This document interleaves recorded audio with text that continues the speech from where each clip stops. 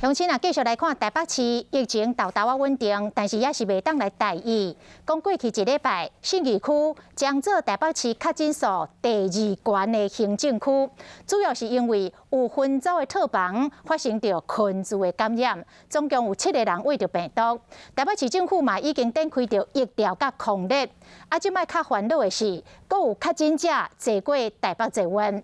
台北市政府昨暝来公布着4个确诊者去过所在，其中一个确诊者连续3天坐着台北捷运拍走，去过西湖站、后山 B 号的永春站，而且拢伫个忠孝复兴站来转车。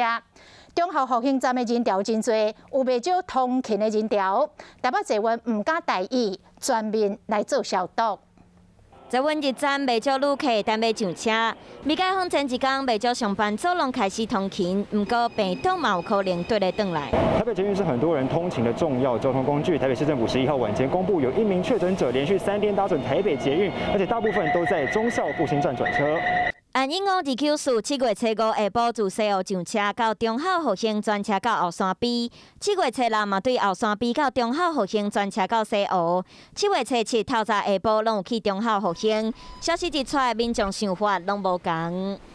上班要搭，应该都有效果，而且本来就会跑来跑去的，就会担心啊，对，但是自己做好防护最重要。台北捷运讲接到通报了，已经伫车站清消。不过忠孝复兴是芳南线和文湖线的交界，人流比一般的车站多。